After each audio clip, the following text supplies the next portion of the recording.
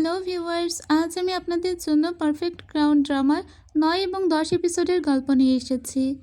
এই এপিসোডে আপনাদের হৃদয় যেমন টুকরো টুকরো হয়ে যাবে, তেমন আবার মনটা আনন্দে প্রফুল্ল হয়ে উঠবে। তো চলুন শুরু করা যাক। এই পর্বের শুরুতেই আমরা হিজুকে দেখতে পাই। ওর স্কুলে এসেছিল মূলত এখানে বক্তৃতা রাখার জন্য।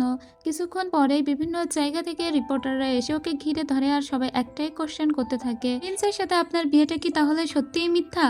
কারণ আপনারা একটা কন্ট্রাক্ট করেছিলেন, ওই কন্ট্রাক্টের ব্যাপারটা কি সত্য? তখন প্রিন্স ইয়ান হিজুর সামনে এসে দাঁড়ায়। হিজু প্রচণ্ড ভয় পেয়ে গিয়েছিল। ইয়ান বলে, আমার দিকে তাকিয়ে থাকো। কিছুক্ষণ পরে ইয়ান সবার সামনে থেকেই হিজুর হাত ধরে ওখান থেকে নিয়ে আসে। ভিতরে ওদের জন্য ওয়েট করছিল প্রাইম মিনিস্টার মিন। মিন বলে, এই মুহূর্তে এখানে থাকার উচিত হবে না, আর এখন রিপোর্টাররা পেলে তো একদম ছিঁড়ে খেয়ে ফেলবে। তখন দো এসে জানায় যে বাহিরের দেহরক্ষীরা অনেক চেষ্টা করেছে ওখানটা সামলানোর, তো আমাদের এখন অন্য উপায় এখান থেকে বেরোতে হবে। তো ইয়ান বলে, আমি সবার সামনে দিয়ে যাচ্ছি। হিজু বলে, না, আমরা গেলে একসঙ্গে যাব। তখনই ওরা একটা প্ল্যান করে। ওরা মূলত মিস দো এবং চই হিয়নকে একসঙ্গে পাঠিয়ে দেয়। ওদেরকে মেইন গেট থেকে বের করা হচ্ছিল, তবে রয়্যাল গার্ডরা এমন করে ছাতা দিয়ে ওদেরকে ঢেকে রেখেছিল যে সবাই ভেবেছিল এই ছাতার নিচে বোধহয় প্রিন্স ইয়ান এবং হিজু, তাই ওরা এদেরকে নিয়ে ব্যস্ত থাকে। কিন্তু কেউ তো জানতো না ছাতার নিচে আসলে মিস দো এবং চই হিয়ন ছিল। ওরা কোনো মতে তো গাড়ির ভিতরে উঠে যায়, এদেরকে নিয়েই সবাই বিজি থাকে। কিন্তু এই অবস্থায় দেখি দো এবং চই হিয়ন দুজনের হাত ধরেছিল। কিছুক্ষণ পরে লজ্জা পেয়ে দুজনেই হাত ছেড়ে দেয়। এরপরে যে যার মতো সিট বেল্ট বেঁধে এখান থেকে সোজা প্যালেসে চলে আসে। আসার সাথে সাথে দেখা হয়ে যায় দেবী মামার সঙ্গে। দেবী মামা বলে, গ্র্যান্ড প্রিন্স এবং প্রিন্সেস কোথায়? তারা এলো না? তখন কিছু একটা বলতেই যাচ্ছিল চই হিয়ন, কারণ চই হিয়নের মাথায় তো আর অত বুদ্ধি নেই। তখন ওকে পিছন থেকে একটা ঘুষি দেয় দো, যাতে চই হিয়ন আর কিছুই বলে না। আর এটা কিন্তু দেবী মামা ভালো করে বুঝতে পেরেছিল। সেজন্য দেবী মামা একটা হাসি দেয়, কারণ সে সবই জানে। যাক, এদিকে মিন এদের দুজনকে নিয়ে একটা সেফ প্লেসে এসেছিল।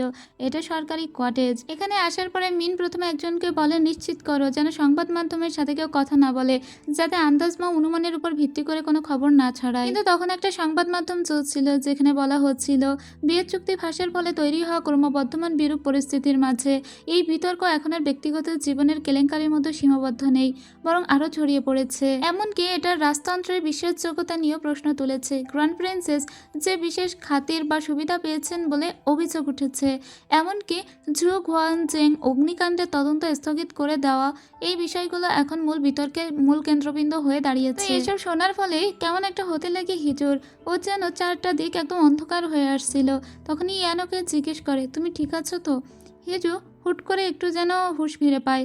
এতক্ষণ ও কোন একটা ঘরে হারিয়ে গিয়েছিল। ইয়ানোর হাত ধরে রাখে আর বলে, কিছু চিন্তা করো না। এরপরে ওদেরকে আরও একটা রুমে নিয়ে আসা হয়। এখানে আসার পরে ইয়ান বলে যে আমি কোনো একটা বক্তৃতা রাখবো এখন জাতির উদ্দেশ্যে, কিন্তু ওকে থামিয়ে দিয়ে মিন বলে, তোমরা দুজনের যে বিয়ে চুক্তিটা নিজেরা করেছিলে সেটা আমি ছাড়া আর কি কেউ জানতো? এই কথা শুনে ইয়ান বলেন, না, এটা তো শুধুমাত্র চই হিয়ন ছাড়া কেউ জানতো না। এরপরে মিন তাকাই হিজুর দিকে। হিজু বলে, মিস দো ছাড়া তো কেউ জানতো না। ইয়ান তখন বলে, কিন্তু এই চুক্তিটা দিয়ে তুমি কি বোঝাতে চাচ্ছ? মিন তখন বলে, যতক্ষণ পর্যন্ত এই চুক্তিটা বাস্তব এবং সবার সামনে সত্য বলে পরিমাণিত হচ্ছে, ততক্ষণ কোনো ব্যাখ্যা বা আত্মপক্ষ সমর্থন করতে গেলে উল্টো আরো বেশি ঝামেলা তৈরি হবে। প্রিন্স ইয়ান তখন বলে, তার মানে তুমি কি বোঝাতে চাইছো? এখন কি আমি চুপ করে থাকবো? কিন্তু চুপ করে থাকলে ঝামেলা তো আরো বেশি বেড়ে যাবে। এই কথা শুনে মিন বলে, সেটা শান্ত না হওয়া পর্যন্ত আমাদের অবশ্যই অপেক্ষা করতে হবে, কারণ ওই চুক্তিটা সত্যিই হয়েছিল। এই কথা শুনে ইয়ান বলে, কিন্তু শুরু থেকেই তো চুক্তিটা শুধুমাত্র একটা তামাশা ছিল। মিন তখন বলে, হ্যাঁ, এটা প্রতারণা দিয়ে শুরু হয়েছে, কিন্তু তুমি কি এখন মিডিয়ার সামনে এটাই বলতে চাও? চুক্তিতে স্পষ্ট করে বলা আছে যে 3 বছরের মধ্যে বিবাহ বিচ্ছেদ হবে। তুমি কি গ্যারান্টি দিতে পারো যে তোমাদের কোনো বিবাহ বিচ্ছেদ হবে না? তখন চুপ করে থাকে। মিন তখন হিজুর দিকে তাকালে হিজুও চুপ করে থাকে, আর হিজুর দিকে তখন তাকায় ইয়ান। তখনই মিনের কাছে তার একজন সহকারী এসে জানায়, স্যার আপনাকে একটু আসতে হবে। তাই এখন মিন বলে, আমাকে একটু ক্ষমা করবেন, এখন আমাকে উঠতে হচ্ছে। এটা বলে প্রিন্সের সামনে একটুখানি মাথা ঝুঁকিয়ে তারপরে এখান থেকে চলে যায়। এদিকে হিজুর ভাই ভাবিকে দেখানো হয়। হিজুর ভাবি তো অবাক যে আসলে তার মানে ওদের ভিতরে যদি সবটাই ফেক থাকে, তাহলে ওয়ালের উপরে দাঁড়িয়ে যে ওরা কিস করেছিল সেটাও ফেক। ওর ভাই বলে, অবশ্যই সেটা ফেক। এখন তুমি ওইসব নিয়ে চিন্তা করছো? আমাদের পুরো পরিবার ভেসে যাচ্ছে, এখন আমাদের কোম্পানির কি অবস্থা হবে তুমি ভাবো তো। আর এখন কিনা তুমি ভাবছো যে ওদের ওই কিসটা ফেক ছিল কিনা, অজ্ঞান হওয়াটা ফেক ছিল কিনা। এই কথা শুনে হিজুর ভাবি বলে, কিন্তু আমার তো হিজুর জন্য চিন্তা হচ্ছে। তখনই দেখা যায় আরও একটা স্ক্যান্ডাল ছড়িয়েছে। ফোনেই একটা চ্যাট গ্রুপ থেকে ওরা জানতে পারে যেখানে লেখা ছিল, আমি ভাবতাম প্রিন্স ইয়ান কেন একজন জারুর সন্তানকে বিয়ে করবে। এটা পরিষ্কার যে সে কেবল ক্যাসেল গ্রুপের সম্পত্তির জন্যই বিয়ে করেছে এবং গ্র্যান্ড প্রিন্সেসকে নিয়ে যেসব কথাবার্তা হচ্ছিল তার মানে সব কথাবার্তাই ঠিক। বিয়ের দিন সে যে অজ্ঞান হয়ে গিয়েছিল নিশ্চয়ই সেটা কেবল নাটক ছিল। রাজকীয় এই দম্পতির উপর থেকে সাধারণ মানুষের বিশ্বাস এখন নড়বড়ে হয়ে যাচ্ছে। গ্র্যান্ড প্রিন্সেস সং হিজোর বিরুদ্ধে বেশ কিছু বিস্ফোরক বা গুরুতর অভিযোগ সামনে এসেছে, কারণ তিনি যে বিয়ের আগে থেকেই বিশেষ সুযোগ সুবিধা ভোগ করে আসছিলেন বা পক্ষপাতমূলক আচরণ তার সঙ্গে করা হয়েছিল তা স্পষ্ট। রাজার জন্মদিনে যে আগুন লেগে গিয়েছিল সেখানেও তাকে সন্দেহভাজন হিসেবে চিহ্নিত করা হয়েছিল। এইসব নিউজগুলো এরা দুজন বসে বসে শুনছিল। এসব দেখে ইয়ানের খারাপ লাগে, তাই হিজুকে বলে, তুমি ঠিক আছো তো? হিজু বলে, আমি ঠিক আছি, কারণ আসলে আমার তো কখনো সেভাবে মানসম্মান ছিলই না, মানসম্মান হারানোর আর ভয় করি না। ইয়ানের এই কথা শুনে একটু কেমন লাগে। হিজু তখন বলে, তুমি কি ভয় পাচ্ছ? ইয়ান তখন বলে, হ্যাঁ আমি ভয় পাচ্ছি। আমি ভয় পাচ্ছি কারণ না জানি আমার জন্য তোমার ক্ষতি হয়, আমার এই অনারই তোমাকে শেষ পর্যন্ত ধ্বংস করে দেয়। তখন মিন এখানে এসে হাজির হয় আর বলে, এই মুহূর্তে সবাই এটাই চাচ্ছে। আমি বিভিন্ন সেক্রেটারিদের সঙ্গে কথা বলেছি, তারা বলতে চাচ্ছে যে এখন আপনাকে চুপ করে থাকা উচিত, কিছুই বলা যাবে না। কিন্তু ইয়ানের এটাতে মন মানছিল না। ইয়ানের বারবার মনে হচ্ছিল একটা স্টেটমেন্ট দেওয়া উচিত। এদিকে আবার আমরা দেবী মামাকে দেখতে পাই। দেবী মামা বলছিল, মনে হচ্ছে এই প্রতিবাদ আর থামানো যাবে না, এখন কোনো কিছুই সম্ভবত এটাকে আর আটকাতে পারবে না। যতটা ভালোবাসা পাওয়া যায় ঠিক ততটাই ঘৃণা পাওয়ার সম্ভাবনা থাকে। প্রিন্স ইয়ানকে মানুষ অন্ধের মতো বিশ্বাস করত। উঁচু পদের বা ক্ষমতার মানুষের পতন নিয়ে যতটা গুজব ছড়ায় তা অন্য কিছু নিয়ে ছড়ায় না। আমার বাবাকে কল দিয়েছিল তো, তখন ওখানে থাকা দাসী জানাই দিয়েছিল। দেবী মামা বলে, এখন আমি কাউন্সিলে যাব। এদিকে আমরা ইয়ান এবং হিজুকে দেখতে পাই, ওরা দুজনে প্যালেসে চলে এসেছিল, কিন্তু এখানে আসার পরে ইয়ান জানতে পারে যে একটা কাউন্সিল বোর্ড ডাকা হয়েছে। তাই ইয়ান দ্রুত করে সেখানে আসার দেবী মামাকে বলে, আমি আপনার সঙ্গে আলাদা করে কথা বলতে চাই। আপনি কেন এখানে রয়্যাল অফিসিয়াল রিলেটিভদের ডেকেছেন? আমরা তো আলাদা করেও কথা বলতে পারতাম। ইয়ানের কথা শুনে তখন দেবী মামা বলে, সিংহাসনের অবমাননা করা, মানুষকে ধোঁকা দেওয়া, তুমি কি সত্যিই বিশ্বাস করো যে তোমাকে ক্ষমা করা হবে? বরং তোমাদের নিজেদের প্রস্তুত করে নেওয়া উচিত। তুমি তোমার সম্মানকে ধুলোর সাথে মিশিয়ে দিয়েছো, তুমি তোমার সম্মান বিক্রি করে দিয়েছো এই মেয়েটির কাছে। শুরু থেকেই আমার ভীষণই অদ্ভুত লেগেছিল, কারণ কিভাবে যে এই মেয়েটি তোমার বউ হলো সে তো কোনো রাজকীয় ঐতিহ্য বা শিষ্টাচারের তোয়াক্কা পর্যন্ত করতো না। তোয়াক্কা করবেই বা কেন? কারণ সে তো শুধুমাত্র একটা স্রেফ নিচু বংশ থেকে উঠে এসেছে। এসব কথা শুনে ইয়ানের খারাপ লাগে। ইয়ান কিছু বলতে যাবে কিন্তু ওকে আটকে দেয় হিজু। আর এখন দেবী মামা আরও চিৎকার করে বলতে লাগে, এখান থেকে তোমরা চলে যাও। এবং পিছনে দাঁড়িয়েছিল চৈ হিয়ন এবং মিস দো। তো মিস দো আর চৈ হিয়নকে দেখে দেবী মামা বলে, তোমরা তোমাদের সুপিরিয়রদের এখান থেকে নিয়ে যেতে বলো, তাদের সঙ্গে এই মুহূর্তে আমি কোনো কথা বলতে চাই না। কিন্তু দাঁতের দাঁত চেপে প্রিন্স তখন এখান থেকে বেরিয়ে আসে। প্রচণ্ড রাগ হচ্ছিল তার, কারণ তার চোখের সামনেই তাকে এবং তার স্ত্রীকে অপমান করা হয়েছে। তাই রাগের আগে সে নিজের রুমে চলে আসে। তো পিছন পিছন ওখানে রুমে চলে আসে হিজু নিজেও। এসে দেখে যে ও হাতে নিজের নখ দিয়ে এমন করে চেপে হাতটা রক্তাক্ত করে ফেলেছে। এটা দেখে হিজু বলে, তুমি কি পাগল নাকি? নিজেকে কেন কষ্ট দিয়েছো? একটু দাঁড়াও, আমি মলম নিয়ে আসছি। তখন ইয়ান হিজুকে টেনে ওকে বুকে জড়িয়ে ধরে বলে, আমি সবসময় তোমার সাথে আছি, এই সমস্ত কিছু ঠিক হয়ে যাবে, তাই কিছু চিন্তা করো না। আসলে ওরা এখন এমন মুহূর্তে পড়েছিল। পরের দিনের দৃশ্য দেখতে পাই, যখন একটার পর একটা স্ক্যান্ডাল বের হচ্ছিল, সবাই বিভিন্ন রকম কথা বলছিল ওদেরকে নিয়ে। মিন দেখতে পাই যে রাজবাড়ির সামনে বিভিন্ন মিছিল প্রতিবাদ চলছিল। সবাই বলছিল, গ্র্যান্ড প্রিন্স এবং প্রিন্সেস দুজনেরই উচিত আমাদের কাছে ক্ষমা চাওয়া। শুরু থেকেই তারা প্রতারণা করেছে মানুষের সঙ্গে। এরপরে ইয়ান মিনের সঙ্গে দেখা করতে আসে, এসে বলে, আমি এখন নিজে একটা বক্তব্য রাখতে চাই, কারণ জনগণকে থামানো যাবে না, তাদেরকে অবশ্যই কিছু বলতে হবে। যদি এভাবে আমি মৌনতা যাপন করি তাহলে এই ব্যাপারটা আরো অনেক দূর গড়িয়ে যাবে। মিন তখন বলে, আর আপনি যে মুকুট বা সিংহাসন দখলের চেষ্টা করেছেন সেই অভিযোগের ব্যাপারে কি বলবেন?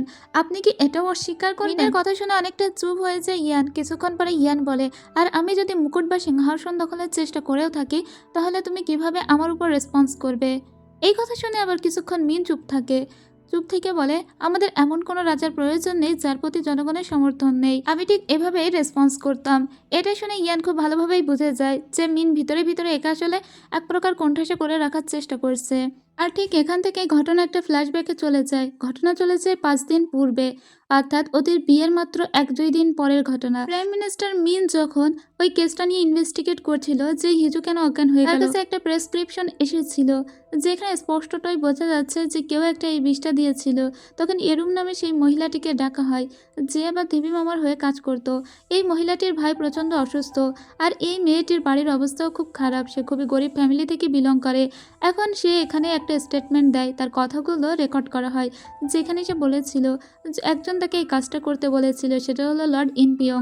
লর্ড ইনপিয়ং তাকে বলেছিল যদি সে এই কাজটা না করে তাহলে তার ভাইয়ের চিকিৎসা বন্ধ করে দেওয়া হবে। এর পরের দিনের দৃশ্য দেখতে পাই, তার মানে এই যে স্ক্যান্ডালটা লিক হলো এর 4 দিন আগের ঘটনা।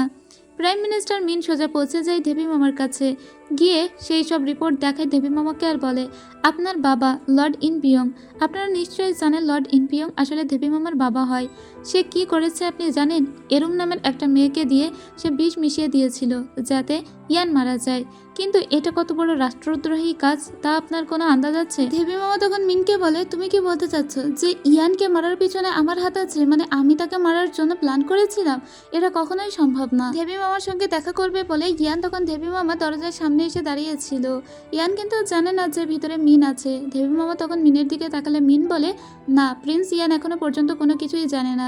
তবে আজকে আমি আপনাকে রাত পর্যন্ত সময় দিচ্ছি, এর বেশি সময় আমি আপনাকে দিতে পারবো না, আপনি দেখুন কি করবেন। দেবী মামা তখন বলে, ঠিক আছে, আমি তোমার কাছে 3 দিন সময় চাইছি। কিন্তু মিন বলে, না, আমি শুধুমাত্র আপনাকে আজকে রাতটুকুই সময় দিতে পারবো, এটুকুই আমি আপনার জন্য করতে পারি বলে উঠে চলে আসে। ইয়ান তখন ওকে দেখে বলে, তুমি এখানে? মিন তখন বলে, হ্যাঁ, আসলে এই ইনভেস্টিগেশনের ব্যাপারে দেবী মামার সঙ্গে কথা বলতে এসেছিলাম। ঠিক আছে, তুমি তার সঙ্গে কথা বলতে এসেছো, ভিতরে যাও, আমি চলে যাচ্ছি বলে ওখান থেকে মিন চলে আসে আর ইয়ান ভিতরে যেয়ে প্রবেশ করে। তখন দ্রুত করে ওই ফাইলটা লুকিয়ে ফেলে দেবী মামা। এরপরে ইয়ান যখন ভিতরে আসে দেবী মামাকে বেশ উদাসীন দেখাচ্ছিল, কারণ সে এখন অন্যরকম একটা ঘোরের ভিতরে ছিল। অনেক বড় একটা সত্যিও তার সামনে প্রায় চলে এসেছে। যদিও ইয়ান এখানে স্রেফ কিছু কথাবার্তা বলতে এসেছিল। দেবী মামা এক প্রকার ওর সঙ্গে হেসে হেসেই কথা বলে। যেহেতু ইয়ান এখনো কিছু জানে না, তাই দেবী মামা বিষয়টা কোনোভাবেই যাতে ইয়ান আন্দাজ করতে না পারে সেই চেষ্টা করে যাচ্ছিল। মিন যখন দেবী মামার কাছ থেকে বাইরে বের হয়ে আসে তখন ওর হিজুর সঙ্গে দেখা হয়। মিন তখন হিজুকে জিজ্ঞেস করে সে কেমন আছে। এই কথা শুনে হিজু বলে, তোমার মুখ থেকেও এটা আমাকে শুনতে হবে? আসলে সবাই এই একই কথা বলছে, আমার কান ঝালাপালা হয়ে যাচ্ছে। তখন পাশে থাকে কিছু মেড সার্ভেন্টরা বলে, মনে হচ্ছে গ্র্যান্ড প্রিন্সেসকে রক্ষা করার জন্য গ্র্যান্ড প্রিন্স যে পরিমাণ যত্ন নিচ্ছেন তাতে তিনি কিছুটা ক্লান্ত হয়ে পড়েছেন। এমন চলতে থাকলে হয়তো কিছুদিনের ভিতরেই আমরা একটা রাজপুত্রের মুখও দেখতে পাবো। হিজু তখন দাসীকে থামিয়ে দিয়ে বলে, অপ্পা, আমি কি তোমার সাথে একটু আলাদা করে কথা বলতে পারি? এটা বলে হিজু একটা সাইডে নিয়ে আসে মিনকে আর বলে, সমস্ত কিছু ইনভেস্টিগেশন কেমন চলছে? এই হাসপাতালে যদি কাজ না হয় তাহলে আমি কিন্তু আমার ক্যাসেল বিউটির হাসপাতালেও কথা বলতে পারি, সেখান থেকে না হয় সমস্ত কিছু জোগাড় করবো। মিন বললে, এখন দেখছি তুমি রাজপুত্রের জন্য বেশ চিন্তা করছো। এই কথা শুনে হিজু বলে, আসলে এইসব মেড সার্ভেন্টদের যদি আমি একটুখানি ইমপ্রেস করতে না পারি তাহলে দেশের মানুষকে ধোকাটা দেবো কিভাবে? যা কিছু করেছি এই সমস্ত কিছুই তো সব। এই কথা শুনে মিন বলে, নাকি আমাকেও তুমি বোকা বানাচ্ছ বাকি সবার সাথে সাথে? ঠিক তখনই এখানে কিছু লোকজন আসে আর তার ভিতরে একজন মিনকে বলে, এই মুহূর্তে আপনাকে যেতে হবে। এই কথা শোনার সাথে সাথেই মিন বলে, ঠিক আছে আমি আসছি বলে চলে যায়। হিজু বলে, আরে আমার তো কথা বলা শেষই হলো না। ঠিক আছে অপ্পা, তুমি চলে যাও, আমি তোমাকে ফোন দিয়ে নিব রাত্রেবেলা। এদিকে রাত্রেবেলা দৃশ্য দেখি, কোথাও একটা যাচ্ছিল দেবী মামা, কিন্তু সে ভীষণ কিছু চিন্তা করছিল। তার কাছে মিন যে ফাইলটা দিয়েছে সেই ফাইলটাই সে নিয়ে আসে। মূলত এটা সে তার বাবার কাছে নিয়ে এসেছে। তার বাবাই কিন্তু লর্ড ইনপিয়ং। বাবাকে এসে বলে, এই সমস্ত কিছু তুমি করেছো? একবারের জন্য তুমি আমাকে বলনি সেই মেয়েটা সমস্ত কিছু বলে দিয়েছে, কিন্তু কেন করেছো? তখন লর্ড ইনপিয়ং বলে, এটা তুমি কোথায় পেয়েছো? তখনও তার মেয়ে কোনো কিছু না বললে ওই লোক বলে, আমি বললাম না এটা তুমি কোথায় পেয়েছো? এটা তোমাকে কে দিয়েছে? দেবী মামা তখন বলে, তার মানে আপনি সমস্ত কিছু করেছেন? লর্ড ইনপিয়ং বলে, হ্যাঁ আমি সমস্ত কিছু করেছি। ইয়ানকে না মারলে ইয়ান তোমার পথে কাটা হয়ে দাঁড়াতো। কারণ যেদিন রাজা মারা গিয়েছিল, মানে তোমার স্বামী যেদিন মারা গিয়েছিল, ওই ঘর থেকে লাস্ট তুমি বের হয়ে এসেছিলে, কিন্তু তুমি শুধুমাত্র লেটারটা পড়িয়েছিলে। তবে সেই আগুনে পড়েই তোমার স্বামী মারা গিয়েছিল। সবাই তো তোমাকেই দোষারোপ করবে। যদি ইয়ান কোনো মতে জেনে থাকে যে পূর্ববর্তী রাজা তাকেই রাজা বানাতে চেয়েছিল, তাহলে কি তুমি বুঝছো তোমার ছেলের সামনে সে কত বড় বাধা হয়ে দাঁড়াচ্ছে? মামা বলে, তুমি তার মানে আমাকে এরকম মনে করো? আমি তো কখনোই আমার স্বামীকে মারতে চাইনি। আমি তো শুধুমাত্র লেটারটা পড়িয়ে দিয়েছিলাম। আমার কোনো ইন্টেনশন ছিলই না আমার স্বামীকে মারার। তাছাড়া আমার কোনো ইন্টেনশন আজও নেই ইয়ানকে মারার। কিন্তু তার বাবা বলে, আমি তোমার ভালোর জন্য এই কাজ করেছি, আর তাই কোথায় এটা পেয়েছো আমাকে বলো। দেবী মামা বেশ কিছুক্ষণ স্তব্ধ মেরে থাকে। তারপরে মিন যে এটা ওকে দিয়েছে এটা জানিয়ে দেয় তার বাবাকে। তার বাবা মনে হয় তখন তাকে কিছু শয়তানি বুদ্ধি দেয়। রাত 12টা বেজে গিয়েছিল। এই পর্যন্তই টাইম দিয়েছিল প্রাইম মিনিস্টার। রাত্রেবেলা যখন দেবী মামা ফিরছিল তখন তার হিজুর সঙ্গে দেখা হলে হিজুকে সে একটুখানি বলে, এখন থেকে তুমি একটু ট্রেড যখন করবে একটু কেয়ারফুলি করার চেষ্টা করবে আর নিজে একটু সাবধানে থেকো। এটা বলে চলে যায়। হিজু বুঝতে পারে না দেবী মামা তাকে আসলে কোন উদ্দেশ্য করে এই কথাটা বলল। রাত্রেবেলা যখন মিন বসেছিল তখনই তার কাছে ল্যান্ডলাইনে একটা কল আসে যেটা দেবী মামা করেছিল, এবং তার মোবাইল ফোনে একটা কল আসে যেটা হিজু করেছিল। অর্থাৎ দুই দিকে দুইটা কল বাজছিল। এই মুহূর্তে সে কার কল তুলবে? যার কল সে তুলবে তাহলেই বোঝা যাবে যে মিন তাকে সাপোর্ট করছে। তবে এই মুহূর্তে সে মেবি তুলেছিল দেবী মামারই কল, কারণ পরের দিনের দৃশ্য দেখতে পাই। এই ঘটনা ঘটা 3 দিন আগের ঘটনা এটা। সে গিয়েছিল একটা পারিবারিক কবরস্থানে। এটা একটা রয়্যাল কবরস্থান। এখানে যাওয়ার পরে সে তার বাবার কবরের সামনে দাঁড়িয়েছিল, আর বাবার কবরের সামনে দাঁড়িয়ে কিছু একটা ভাবছিল আনমনে। পিছন থেকেই দেখি দেবী মামা দাঁড়িয়ে আছে আর ওকে বলছে, এই পৃথিবীর গ্রেট একজন প্রধানমন্ত্রীর ছেলে হিসেবে নিজেকে কেমন ফিল করছো? ও তখন বলে বেশ ভালোই, কিন্তু এই পৃথিবীর বা ইতিহাসে সব থেকে ডেঞ্জারাস বাবার মেয়ে হিসেবে আপনি কেমন ফিল করছেন? এই কথা শুনে দেবী মামা বলে, আমি তো তার উত্তরাধিকারী নই। মিন বলে, তারপরে আপনি কি সিদ্ধান্ত নিলেন? দেবী মামা বলে, আমি আসলে ভাবছিলাম যে কোন কারণে তোমাকে বাধ্য করলো আমার কাছে এই প্রমাণগুলো নিয়ে আসতে। যদি তুমি আমাকে একজন সন্দেহবাদী বা অপরাধী মনে করতে তাহলে নিশ্চয়ই আমার কাছে এগুলো নিয়ে আসতে না। তবে তুমি কেন রাজকুমারের কাছে এই প্রমাণগুলো না নিয়ে আমার কাছে নিয়ে আসলে? আসলে তুমি কি রাজবধূকে নিজের করে পেতে চাও? তার মানে হিজুকে নিজের করে পেতে চাও? মিন জাস্ট এই কথাগুলো দাঁড়িয়ে দাঁড়িয়ে শুনছিল, কারণ দেবী মামা অলরেডি কি নিয়ে এসেছে তা মিন এখনো আন্দাজ করতে পারছে না। কিছুক্ষণ পরে দেবী মামা ওর কাছে একটা চুক্তিপত্র দেয়। এটাই হলো ওদের সেই বিয়ের চুক্তিপত্র, যেখানে 3 বছর পরেই যে ওদের বিয়েটা বিচ্ছেদ হবে তা লেখা ছিল। দেবী মামা বলে, এটা যদি লিক হয় তাহলে রাজদরবারে অশান্তি শুরু হবে এবং পুরো দেশ বিশৃঙ্খলার ভিতরে পড়বে। চুক্তিতে উল্লেখিত সব সুবিধা কিন্তু রাজবধূর পক্ষেই যাচ্ছে, ফলে সমস্ত নিন্দা এবং সমালোচনার ঝড় কিন্তু সমস্ত এই হিজুর দিকেই ধেয়ে আসবে। কিন্তু আমি তো খুব ভালো করে জানি প্রাইম মিনিস্টার মিন এটা কখনোই হতে দিবে না, কারণ তোমার চোখে স্পষ্ট যে তুমি হিজুকে নিজের করে পেতে চাও, আর এটা তোমার দিকে তাকালেই আমি বুঝতে পারি। প্রাইম মিনিস্টার মিন তখন বলে, কিন্তু আমি হিজুর কোনো বিপদ হতে দেব না, আমি চাই না তার কোনো বিপদ হোক। দেবী মামা বলে, আমিও তো তাই চাই। আসলে আমি চাই স্রোতটা এমন করে উল্টো দিকে ঘুরিয়ে দিতে যাতে সমস্ত বিপত্তি, সমস্ত কিছু সমালোচনা ঝরে পড়ে প্রিন্স। আর আমি শুধু চাই তুমি তাদের সম্মতি জানাও। তুমি কি দেখতে পাচ্ছ না তারা দুজন দুজনকে ভালোবাসছে? এখন আর কোনো কিছুই কিন্তু তারা শো অফ করছে না। এটা হয়তো তোমার বোঝা উচিত। এখন যদি হিজুকে নিজের করে পেতে চাও তাহলে আমার কথা মতো কাজ করো আর এটাকে লিক করে দাও। আমি তোমাকে আজকে রাত পর্যন্ত সময় দিচ্ছি ভাবার জন্য। এটুকুই আমি দিতে পারি, এর বেশি দিতে পারবো না বলে এখান থেকে দেবী মোহাম্মদ চলে যায়। এবার তো নিজের চালে নিজে আটকে পড়ে গিয়েছে মিন। কাকে বাঁচাবে? যাই হোক, মিনের হাতে যে সবসময় একটা প্রেয়ার বিটস আমরা দেখতে পাই ওটাও খুলে ফেলে, আর সেটা ওর বাবার কবরের সামনে রেখে দেয়। মনে হয় বড় কোনো পাপ করতে চাচ্ছে, তাই এটা এখানে রেখে গেল। যাই হোক, মিনি আসলে এখানে যে অনেক বড় একটা ভিলেন তা আমরা এখনই বুঝতে পারি। দেবী মামা ভিলেন তা আগে থেকেই বোঝা যাচ্ছিল, তবে মিন আরও অনেক বড় ভিলেন। মিনকে এবার আবার প্রেজেন্ট টাইমে নিয়ে আসা হয়, মানে সে যে বসে বসে ইয়ানের সঙ্গে কথা বলছিল সেই টাইমে ওই ইয়ানকে এখন বলছিল রাজ প্রতিনিধিত্ব ছেড়ে দেন। তার মানে এতদিন যে ইয়ান এই দেশের দেখাশোনা করে এসেছে, সমস্ত কিছু সামলে এসেছে, সেটাকে ছেড়ে দিতে বলা হয়েছিল। ইয়ান বলে, কি আমি রাজপ্রতিনিধিত্ব ছেড়ে দিব? তুমি কি বলতে চাইছো? মিন তখন বলে, রাজপরিবার এবং দেশের সাথে আমি বিনীতভাবে অনুরোধ করছি আপনি আপনার রাজপ্রতিনিধিত্ব শেষ করুন, কারণ আমি জানি ক্রাউনকে এবং রাজাকে রক্ষা করা আমার কাজ। কারণ অলরেডি আপনি কিন্তু রাজা এবং দেশের মাঝে একটা ঝামেলা হয়ে দাঁড়িয়ে আছেন, তাই এখনই আপনার রাজপ্রতিনিধিত্ব শেষ করা উচিত। আপনার ডাউনফল আপনাকে একাই ভোগ করতে হবে। আপনি এর সাথে সাথে রাজাকেও নিচে টেনে নামাতে পারবেন না। এদিকে আবার আমাদের দেবী মামাকে দেখানো হয়। দেবী মামা বলে, ইয়ান এবং মিন সকালবেলা যে মিটিং করেছিল তারা কখন শেষ করেছে মিটিং? তখন দাসী জানায় যে তারা 3 ঘন্টা ধরে মিটিং করেছিল। দেবী মামা তখন বলে, নিশ্চয়ই রুমের ভিতরেও তখন প্রেশার ছিল অনেক বেশি। আর আমাদের গ্র্যান্ড প্রিন্সেস কি করছে, মানে হিজু? হিজুর সঙ্গে চৈহিয়নকে দেখি। চৈহিয়ন এসে বলছিল প্রাইম মিনিস্টার মিন ইয়ানকে বলেছে তার রাজপ্রতিনিধিত্ব শেষ করতে। হিজু বলে, কি অপ্পা এই কথা বলেছে? চৈহিয়ন বলে, হ্যাঁ, আসলে তাকে আমরা বিশ্বাস করেছিলাম, কিন্তু দেখছি কাউকেই বিশ্বাস করার মতো নয়। হিজু একদম চুপ মেরে বসে থাকে। তখন সেখানে প্রধান দাসী এসে জানায় আপনাকে দেবী মামা ডেকে পাঠিয়েছে। চৈহিয়ন একটু ভয় পেয়ে যায়। এবারও দেবী মামার সঙ্গে কথা বলতে আসে। দেবী মামা বলে, কেমন লাগছে এখন? নিজেকে তো নিচু করেছো, সাথে তোমার প্রিন্সকেও নিচে টেনে নামিয়েছো, তো কেমন লাগছে দুজনে মিলে নিচে নেমে? তুমি ওর জীবনে আসার আগ থেকে ও ছিল রাজার একটা প্রাউড। সে কখনোই এই পরিবারকে ধ্বংস করতো না, কিন্তু যখন থেকে তুমি ওর জীবনে এসেছো তখন থেকে ও পকে গিয়েছে। ওর জীবনটা একদম তছনছ হয়ে গিয়েছে। তুমি ওকে কি এমন দিয়েছিলে যার জন্য ও তোমাকে বিয়ে করতে রাজি হলো? তারপরে তুমি ওকে কি এমন দিয়েছিলে যার জন্য এই টাইটেল পর্যন্ত ও তোমাকে দিল? এইসব কিছু দেওয়ার পরে ও কি ফায়দা পেল? হিজু বলে, আপনি কন্ট্রাক্টটা দেখেননি? কন্ট্রাক্টে তো স্পষ্ট করে লেখা আছে সে আমার থেকে কিছুই নিবে না, বরং আমি তার সঙ্গে 3 বছর থাকবো এবং সে আমার সঙ্গে ইচ্ছাকৃতভাবে থাকতে রাজি হয়েছে। সে আমার কাছে কিছুই চায়নি, তাই আমি তাকে কিছুই দেইনি। দুজন দুজনের দিকে এমন করে তাকিয়েছিল। যাই হোক, এরপরে ওদের কথা শেষ হয়ে যায়। হিজু ওখান থেকে বেরিয়ে চলে আসে, যদিও ওর রাগে গা তীর তীর করছিল, কিন্তু ও কিচ্ছু বলতে পারে না, শুধু কটকট করে ওখান থেকে হেঁটে চলে আসে। এদিকে ইয়ানকে দেখানো হয়। ইয়ানকে এখন রাজা ডেকে পাঠিয়েছিল তাড়াতাড়ি করে মিস দো এই মেসেজটা দিয়ে, তাই হিচুকে আর বলে যদি ইয়ানের সঙ্গে দেখা করতে চাও তাহলে এক্ষুনি রাজার কটেজে চলে এসো। এদিকে রাজাকে দেখে রাজার সামনে অনেকগুলো পেপার নিয়ে দাঁড়িয়েছিল তার নানা। লর্ড ইনপিয়ং বলছিল আপনি এক্ষুনি প্রিন্সের বিরুদ্ধে একটা স্টেটমেন্ট দিবেন।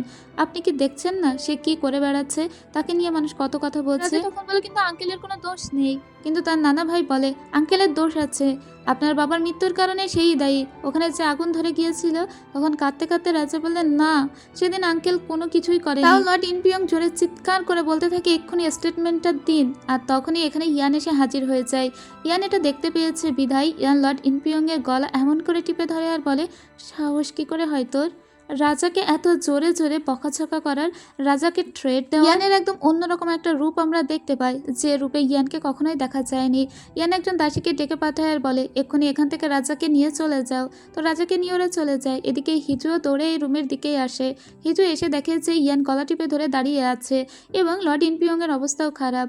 এসে হিচু বলে ওকে ছেড়ে দিন, এই অবস্থা করলে তো মরে যাবে। ইয়ান লর্ড ইনপিয়ংকে বলে আর যদি আমি কখনো দেখেছি আমার ভাইপোকে এভাবে থ্রেট দিতে, তাহলে তোর এমন মৃত্যু হবে যে কুকুর বেড়ালো তাকিয়ে চলে যাবে, মানে একদম মার্সিলেস ডেথ হবে। এটা মনে রাখিস, আজকে আমি তোকে ছেড়ে দিচ্ছি এবং তোকে থ্রেটও দিয়ে দিলাম। এরপরে হিজু ইয়ানের দিকে তাকিয়ে থাকে। হিজু এই রূপ তো কখনোই দেখেনি। ইয়ানও বেশ অনেকক্ষণ দাঁড়িয়ে এরপরে এখান থেকে হিজুর সঙ্গে একটা কথাও না বলে চলে যায় আর ওই লোককে একটু শাসিয়ে দিয়ে যায়। হিজু ওখানে ঠাই দাঁড়িয়ে থাকে। কিছুক্ষণ পরে হিজুও ওই রুম থেকে বাহিরে বের হয়ে আসে। এদিকে ইয়ান বাহিরে এসে দেখে যে রাজা দাঁড়িয়ে তখনও কাঁদছিল। ইয়ান তখন রাজার কাছে আসে আর বলে কিছু হয়নি। তখন একটা ফ্ল্যাশব্যাক দেখে 3 বছর আগে যেদিন রাজার বাবা মারা গিয়েছিল, মানে ইয়ানের বড় ভাই মারা গিয়েছিল। সেদিন আসলে ইয়ানের বড় ভাইয়ের সঙ্গে ইয়ান দেখা করতেই যাচ্ছিল, কিন্তু একজন দাসী জানায় যে ওর বড় ভাইয়ের ঘরে তখন তার স্ত্রী বা তার ভাবি আছে। সেজন্য ইয়ান আর ভাইয়ের রুমে না গিয়ে তার ভাইপোর সঙ্গে খেলা করছিল।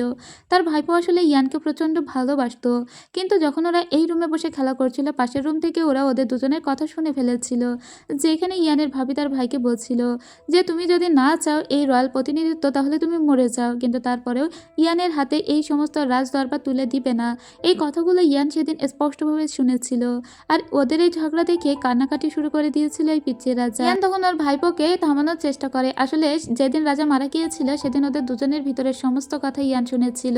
ওর ভাই যে ওকে রাজা বানাতে চেয়েছিল তাও ইয়ান ভালো করেই জানতো। ঘটনা প্রেজেন্টে চলে আসে। রাজাকে কান্না করতে দেখে ইয়ান ওর সামনে আসে আর বসে পড়ে আর ওকে জড়িয়ে ধরে বলে কিছুই হয়নি।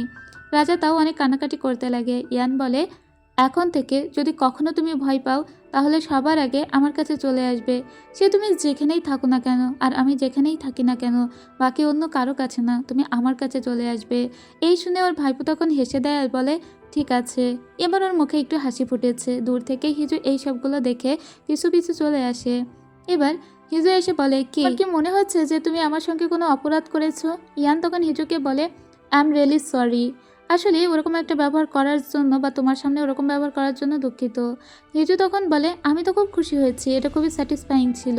আসলে কেউ যদি তোমার বিরুদ্ধে লড়াই করতে চায় তোমাকেও মাস্ট ফাইট ব্যাক করা উচিত। কেউ যদি তোমার পথে কাঁটা হয়ে দাঁড়ায় তবে সেই কাঁটাকে তুমি উপড়ে ফেলবে, আর আমি সবসময় তোমার সাথে আছি বলে হিজু চলে যায়। এদিকে মিস দো এবং চৈহিয়নকে দেখতে পায়। মিস দো চৈহিয়নকে জিজ্ঞেস করছিল সে আসলে কি পছন্দ করে। চৈহিয়ন ভেবেছিল যে তার কথা জিজ্ঞেস করছে, তাই সে নিজের ভালো লাগাগুলো বলতে থাকে। দো তখন বলে আরে আমি তো তোমার কথা জিজ্ঞেস করিনি, আমি প্রিন্স ইয়ানের কথা জিজ্ঞেস করেছি সে কি পছন্দ করে। এখন থেকে তো আমি তাকে সার্ভ করি, তাই সে যা পছন্দ করে সেগুলো করলে হয়তো তার মন অনেকটা ভালো হয়ে যাবে। চৈ তখন বলে যে সে ব্ল্যাক টি খুব পছন্দ করে, কিন্তু এসব গেল তো তার কথা, তুমি কি পছন্দ করো মিস দো? মিস দো তখন চুপচাপ দাঁড়িয়ে থাকে। ও এই মুহূর্তে মনে করতে পারছিল না কি পছন্দ করে, কারণ এই কথা তো ওকে কেউ জিজ্ঞেস করেনি। তাই চৈ হিয়ন এখান থেকে চলে যায় আর ও হাসতে লাগে। পরের সিনে দেখি ইয়ান ঘুমাচ্ছিল। মনে হয় ইয়ানের মাথা ব্যথা করছিল, তাই হিজু ওর কপালের ওখানে হাত রেখে বলছিল আমিও ভয় পাই যে আমার কারণে না জানি তুমি ধ্বংস হয়ে যাও, যেমন তার তুমি ভয় পাও। এর পরের দিন দেখতে পাই হিজুর ভাই হিজুকে ফোন দিয়ে বলে যে আরে আমাদের এখানে তো ইনভেস্টিগেশন শুরু হয়ে গিয়েছে, এই যে হচ্ছে চারিদিকে বুঝতে পারছি না, তুই এক্ষুনি চলে আয়, মনে হয় বাবাকেও ডাকা হতে পারে। ও তখন বলে ঠিক আছে আমি আসছি। তখন ইয়ান এসে বলে আমি তোমার সাথে যাব। হিজু বলে না, তুমি গেলে বরং সেখানে আরো মিডিয়ার লোকজন এসে হুমড়ি খেয়ে পড়বে, তুমি চিন্তা করো না, ওসব ব্যাপার আমি সামলে নিব, তুমি তোমার মতো থাকো। ইয়ান তখন বলে ঠিক আছে, তাহলে তুমি সাবধানে যেও, আর হ্যাঁ অবশ্যই কিন্তু আমাকে জানাবে। হিজু বলে আচ্ছা ঠিক আছে, তুমি এখন এখান থেকে যাও, বলে ওদেরকে এখান থেকে বের করে দেয়। আর চৈহিয়নকে বলে এক্ষুনি আমার গাড়িটা রেডি করো, সেই গাড়িটা যে লাল গাড়িতে করে আমি সব সময় যাই। এরপরে ওর লাল গাড়িটা রেডি করা হয়, ও চৈহিয়নকে নিয়ে সোজা চলে যায় মিনের সঙ্গে দেখা করতে, কারণ মিনের সঙ্গেই এখন ওর বোঝাপড়াটা করতে হবে।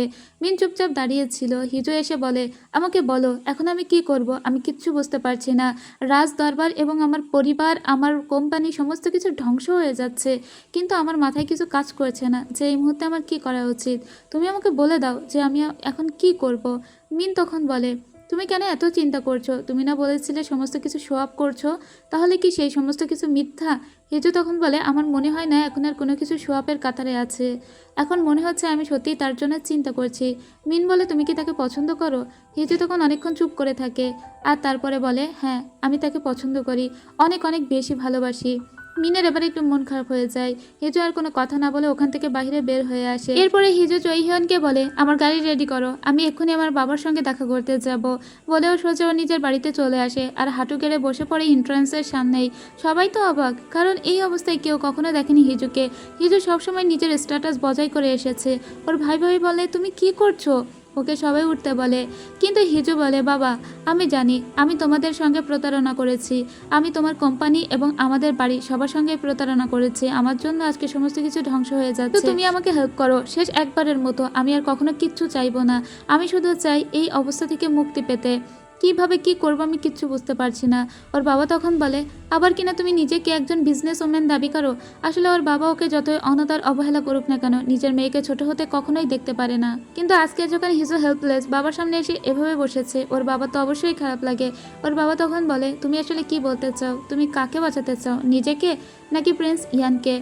হিজু তখন ওর বাবার দিকে তাকিয়ে থাকে, আর সিন এখান থেকে শিফট করা হয়। আমরা দেখতে পাই ইয়ান কাজ করছিল, তখন দো এসে বলে যে আপনার জন্য ব্ল্যাক টি নিয়ে এসেছি, কারণ ও জানতে পেরেছে চইয়ের কাছ থেকে যে আসলে ইয়ান ব্ল্যাক টি খেতে পছন্দ করে। এরপরে ও আরও বলে আপনার সমস্ত কাজকর্ম কমিয়ে দেওয়া হয়েছে, এখন রয়্যাল প্যালেসের কোনো কাজই আপনাকে আর দেওয়া হচ্ছে না, বরং কিছুদিন ছুটিতে গেলে হতো না? ইয়ান বলে ঠিক আছে, এইসব কথা তুমি আবার যেন হিজুকে জানিও না, তাহলে ও টেনশন করবে। দো বলে অবশ্যই অবশ্যই, এই কথা আমি কখনোই জানাবো না। তখন এই হিজু ইয়ানকে একটা টেক্সট দেয় আর জানায় আমি এক্ষুনি তোমার সঙ্গে দেখা করতে আসছি, তাই তুমি আমার জন্য অপেক্ষা করো। ইয়ান দোকে বলে আমাকে এখন বের হতে হচ্ছে, এটা বলেও এখান থেকে চলে আসে। এদিকে হিজুকে দেখে চুপচাপ বসেছিল, বোঝাই যাচ্ছিল যে কোনো গভীর কোনো সিদ্ধান্ত নিয়েছে। ইয়ান ওর জন্য ওয়েট করছিল ওর রুমে, তখন হিজু পিছন থেকে এসে ওকে ডাক দেয়। ইয়ান ওর দিকে একটা গাল ভরা হাসি নিয়ে তাকায় যেন কিছুই হয়নি। হিজু ওর দিকে তাকিয়ে দৌড়ে সোজা ইয়ানকে গিয়ে জড়িয়ে ধরে। ইয়ান তখন হিজুকে জিজ্ঞেস করে কি হয়েছে। হিজু বলে সে তার বাবার সঙ্গে দেখা করে এসেছে এবং সেও আস্তে আস্তে ইয়ানকে ছেড়ে দিয়ে বলে চলো আমরা ডিভোর্সটা নিয়ে নিই। মানে এমন করে বলেছিল যে হাসি মুখটা একদম গায়েব হয়ে যায় ইয়ানের। হিজু ইয়ানের দিকে তাকিয়ে থাকে আর ইয়ান হিজুর দিকে তাকিয়ে থাকে, দুজনের ভিতরে যে একটা ভীষণ কষ্ট ছিল তা বোঝা যায়। তখনই আমাদের একটা ফ্ল্যাশব্যাক বা এপিলগ দেখানো হয়, যেখানে হিজুর বাবা হিজুকে বলছিল তুমি কাকে বাঁচাতে চাও, নিজেকে নাকি ইয়ানকে?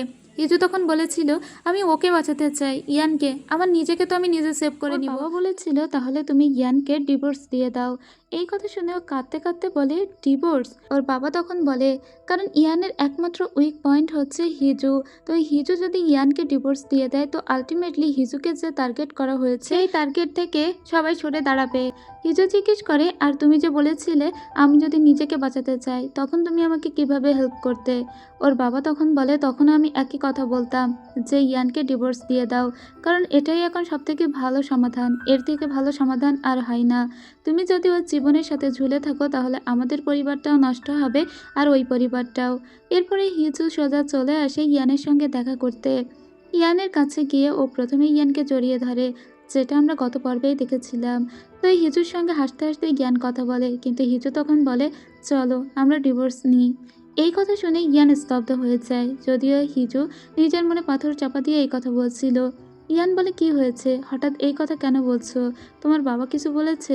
হিজু তখন বলে কেউ কিছু বলেনি, কিন্তু তুমি তো বলেছিলে আমি ডিভোর্স চাইলে তুমি আমাকে ডিভোর্স দিয়ে দেবে, তো এখন আমি ডিভোর্স চাইছি, তুমি দিবে না? ইয়ান বলে তোমাকে কি দেবী মামা কিছু বলেছে যখন আমি ছিলাম না? হিজু বলে কেউ কিচ্ছু বলেনি, আর দেবী মামা সে আমাকে কি বলবে? আমি তো বলেছি নাম যশ খ্যাতি এসব নিয়ে আমার কোনো মাথা ব্যথা নেই, কে কি বললো তাতেও আমার কিছু যায় আসে না, কিন্তু যে কোম্পানি আমি নিজে দাঁড় করিয়েছি, যেটা আমি নিজের হাতে গড়ে তুলেছি, সেটার কোনো রকমের ক্ষতি আমি কিন্তু মেনে নিব না। আর সেজন্য আমাদের এখন ডিভোর্স নেওয়া উচিত, কারণ তোমার সঙ্গে থাকতে গিয়ে আমি আমার সব কিছু হারিয়ে ফেলছি। ইয়ান বলে তুমি তোমার সব কিছু হারিয়ে ফেলছো? হিজো বলে হ্যাঁ, তোমার জীবনের সাথে জড়ানোর পর থেকে এমনিতেই আমার অবস্থা তো খারাপ হয়েছে, সাথে তোমারও অবস্থা খারাপ হয়ে গিয়েছে, আর তাই তুমি বুঝতেই পারছো এখন ডিভোর্স নেওয়াটাই সব থেকে ভালো সিদ্ধান্ত। ইয়ান তখন ওকে কিছু বলতে পারে না, যদিও ইয়ান ওকে মানানোর চেষ্টা করেছিল আর বলছিল এটা সম্ভব না। এরপরে ওদের কথা কাট হয়ে যায় আর ইয়ান চলে আসে। ইয়ান তখন আগের রাজার যে বাসভবনে থাকতো সেদিকে তাকিয়ে থাকে, হয়তো বা এই মুহূর্তে ও ওখানে যেতে চেয়েছিল। যাই হোক, তখন মেইন যে দাসীটা ছিল সে বলে ওইটা তো আগের রাজার বাসভবন, আপনি ওখানে যেতে পারবেন না। ইয়ান তখন বলে তোমরা চলে যাও, আমি একটু টাইম একা একা কাটাতে চাই। তখন সবাই ওকে ছেড়ে চলে যায়। ও এবার আস্তে আস্তে ওই ক্রাউন প্রিন্সের মানে আগের রাজার ঘরের ভিতরে আসে। আর এখানকার দৃশ্যটা এত করুণ ছিল, এখানে যেহেতু কেউ না আর এই জায়গাটা পরিত্যক্ত, ও এখানে ভীষণভাবে কাঁদতে শুরু করে। প্রথমে তো চেপে কান্না করতে থাকে আর পরে জোরে জোরে কাঁদতে থাকে, কারণ হিজুর বলা কথাগুলো ওকে কষ্ট দিয়েছে। বসে বসে ওর ভাইয়ের কথা চিন্তা করতে লাগে। ওর ভাই এই রুমটাতেই বসতো, ওর ভাই অনেক কাপুরুষ ছিল। ওর ভাইকে একদিন ও এসে বলেছিল তুমি তো ভাবির সঙ্গে এরকম করতে পারো না, কারণ ভাবি তোমাকে ভালোবেসে বিয়ে করেছে, তাছাড়া তুমি ছাড়া ভাবির কি কেউ আছে, সে তো তোমার উপরেই সবসময় ভরসা করে। তখন ওর ভাই বলেছিল তোর ভাবি কি আসলেই কখনো আমার উপর ভরসা করেছে? আমার তো সেটা মনে হয় না। যাই হোক, আমি চাই তুমি আমার মতো কাপুরুষ কখনো না হও, তুমি তোমার মতো জীবনযাপন করো। ইয়ান বলে হ্যাঁ, আমি সেটা হতে চাইও না, তুমি আসলেই কাপুরুষ। ওর ভাই তখন ওর দিকে একটু তাকিয়েছিল। আজকে ইয়ান ওর ভাইয়ের যে বেডটাতে বসতো সেদিকে তাকিয়ে বলে আজকে আমি ফিল করছি তোমারও কি এতটাই কষ্ট হয়েছিল। সিন কাট হয়, পরদিন সকালে দৃশ্য দেখি যেখানে ইয়ান এখনো পর্যন্ত তার চেম্বারে বসে কাজ করছিল। তখন ওখানে হিজো আসে আর বলে তুমি কি সারা রাত ধরেই এখানে কাজ করেছো? ইয়ান বলে হ্যাঁ, কিন্তু কেন? হিজো ওর সামনে এসে দাঁড়িয়ে থাকে। ইয়ান তখন ওর দিকে মুখ তুলে তাকায় আর বলে তুমি তো নিশ্চয়ই কিছু বলতে চাও, তো বলো কি বলতে চাও। যদিও অভিমানী সুরেই ও কথা বলছিল। হিজো তাও চুপচাপ ইয়ানের দিকে তাকিয়ে থাকে। ইয়ান বলে কিছু বলবে বলেই তো এসেছো, তো বলো। তখন হিজো বলে আমি আসলে কাউন্সিলে যেতে চাই আমাদের ডিভোর্স নিয়ে কথা বলার জন্য, তুমি আমাকে অনুমতি দাও। এই কথা শুনে ইয়ান বলে তো তোমার যা মন চাচ্ছে তুমি তাই করছো, তো এটাও তুমি করো, যাও। এটা বলে ও নিজের কাছে আবার মনোযোগ দেয়। এরপরে আমরা দেখতে পাই দো এবং চৈহিয়ন দুজনে বসেছিল। দো জিজ্ঞেস করে আসলে কি হিজু এরকম ডিভোর্স দিতে চেয়েছে? চেয়ারম্যানের বাড়িতে যাওয়ার পরে কি হয়েছিল আমাকে সত্য করে বলো তো, যে তিনি কি কোনো রকমের চাপ সৃষ্টি করেছে হিজুর উপরে? নাহলে তারা তো দুজন দুজনকে ভালোবাসে, তারা কেন ডিভোর্স দিতে চাইবে? চৈহিয়নের তখন মনে পড়ে যে হিজু আসলে নিজেই সিদ্ধান্ত নিয়েছে ইয়ানকে ডিভোর্স দিবে, কারণ ইয়ানকে বাঁচাতে গেলে এই পথটাই ওর খোলা আছে। ও চৈহিয়নকে বলেছিল যদি ইয়ান আমাকে ডিভোর্স দিতে নাও চাই তাহলে কিন্তু চৈহিয়ন তুমি আমার হয়ে কথা বলবে, আমি যা বলবো তুমি তাই করবে। চৈহিয়ন তখন কথা দিয়েছিল যে তাই করবে, তাই সে মিস দোকে বলে না যে ওই বাড়িতে ঠিক কী হয়েছিল। তখনই দোয়ের কাছে একটা কল আসে, ইয়ান ওকে কল দিয়ে জানায় যে এক্ষুনি যেন তারা চলে আসে। ওরা দুজনই তখন চলে আসে। এরা সবাই মিলে তখন কাউন্সিল বোর্ডে এসেছিল, যেখানে আগে থেকে মিনিস্টাররা সবাই ওয়েট করছিল। তাই হিজু আজকে এরকম সুন্দর করে কথা বলে যেরকমটা এই ড্রামা শুরুতে দেখানো হয়েছিল। হিজু আসলে যেমনভাবে বিজনেসটা করতো আজকে যেন তেমনভাবেই এখানে একটা ডিল করতে বসেছে। তো সেরকম একটা গেট আপে সব মিনিস্টারদের সঙ্গে কথা বলতে শুরু করে। হিজু সবাইকে জানিয়ে দেয় যে তারা ডিভোর্স নিতে চায়, এখন এনারা সবাই যেন অনুমতি দেয়। তাছাড়া হিজু এটাও বলে আমাকে বলা হয়েছিল রাজপরিবার তদন্তের অন্তর্ভুক্ত নয়। আমি যখন অসুস্থ হয়ে পড়ে গেলাম সবাই আমাকে বলল যে আমি নাকি নাটক করছি। ঠিক আছে, তাহলে যেহেতু আমি নাটক করছি আমাকেও তদন্ত করা হোক, কিন্তু এখন যেহেতু আমি রাজপরিবারের সদস্য তাই তো আমাকে তদন্ত করা হবে না। তাই আমি চাচ্ছি ডিভোর্স নিতে, আর তারপরে আমাকে পদমর্যাদা থেকে সরিয়ে দেওয়া হোক, তবেই তো আমাকে তদন্ত করা সম্ভব হবে, তাই নয় কি? হিজু ভীষণ কনফিডেন্টের সহিত এই কথাগুলো বলছিল। এদিকে হিজুর ভাই ভাবিকে দেখতে পাই, এরা আজকে একটা প্রেস কনফারেন্সে এসেছিল। হিজুর ভাই খুবই চিন্তিত ছিল এবং সে অনেকটা নার্ভাস হয়ে পড়েছিল। তার বউ বলে যে তুমি একদম ভয় পেও না, তুমি হিজুর ভাই, সে এখন পাবলিক ফিগার, তাই তোমার দিকে অনেক ক্যামেরা আসবে, এটা স্বাভাবিক, তবে তুমি খুবই কনফিডেন্ট থাকবে। এটা বলে ওরা সামনের দিকে এগিয়ে যায়। কিছুক্ষণ পরে সেই স্থানে চলে আসে যেখানে আমরা দেখতে পাই শত শত রিপোর্টাররা এসে হাজির হয়েছে। তারা সবাই আজকে হিজুর ভাইকে কোশ্চেন করতে চায় এবং হিজুর ভাই সেগুলোর আনসার করবে। যাই হোক, প্রথমে অনেকে অনেক রকম কোশ্চেন করতে শুরু করে, কিন্তু প্রথমে তেজু কোনো উত্তরই দেয় না, কারণ সে একটা পারফেক্ট প্রশ্ন খুঁজছিল। এক একজন এক এক কোশ্চেন করে, যেমন এই কন্ট্রাক্টের ব্যাপারে আপনি কি জানেন? এরকম অনেক কোশ্চেন করার পর একটা মহিলা বলে, আসলে হিজু বিয়ের দিন যে অজ্ঞান হয়ে গিয়েছিল সেটা তো নাটক ছিল, আপনি এই ব্যাপারে কি বলবেন? এই কথাটাই খুঁজছিল আসলে হিজুর ভাই। তখন ও নিজের কোটটা খুলে ফেলে আর বলে, ঠিক আছে, আপনারা কেন মনে করছেন যে আমার বোন সেদিন অজ্ঞান হওয়ার নাটক করেছিল? তার অজ্ঞান হওয়ার নাটক করার কারণটা কি? এদিকে আমরা হিজুর ভাবিকে দেখতে পাই। সে একটা মেসেজ লিখছিল চৈহিয়নকে আর বলছিল যে এদিকের কাজকর্ম শুরু হয়ে গিয়েছে, তোমরা ওদিকটা সামলে নাও। এদিকে আবার হিজুকে দেখতে পাই, যে কিন্তু মিনিস্টারদের সঙ্গে তার কথাবার্তা চালিয়ে যাচ্ছিল। হিজুর ভাই বলছিল, যখন আমার বোনের প্রেমের খবরটা জানাজানি হয়, রাজপ্রাসাদ তখন এর ঘোর বিরোধী ছিল। এমনকি আমরা নিজেরাও বিশ্বাস করতে পারিনি যে হিজু আসলে রাজকুমারকে বিয়ে করতে চাইবে, এবং আমরা এটা মেনেও নিতে চাইনি। পরিবার থেকে তাকে বলা হয়েছিল সময় নষ্ট না করে সে যেন তার কাজে মনোযোগ দেয়, কিন্তু হিজু তখন পাগলামি করতে শুরু করেছিল। আসলে আমরা কি বা করতে পারতাম, তারা তো একে অন্যের প্রেমে একদম পাগল ছিল। তখন আমরা সিদ্ধান্ত নিলাম যে হয়তোবা এই প্রেম বেশি দিন টিকবে না, আর সেই জন্য সিদ্ধান্ত নেওয়া হয়েছিল যদি ওরা বিয়ে করে তো করুক। তখন আমি হিজুর সঙ্গে একটা প্ল্যান করেছিলাম, বলেছিলাম যেহেতু রাজপরিবারে কেউ বিয়ে করলে তাকে কিন্তু সমস্ত পরিবার এবং সম্পত্তি সমস্ত কিছু ত্যাগ করে চলে যেতে হয়। আসলে আমরা দেখতে চেয়েছিলাম যে ওদের প্রেমটা হয়তো বা একটু পরেই ফিকে হয়ে আসবে, তখন তো হিজু এমনি চলে আসবে। তাই একটা চুক্তিপত্র সে নিজে লিখেছিল, আর এতে প্রিন্সের কোনো হাতে ছিল না। আপনারা কি চুক্তিপত্রটি পড়েননি?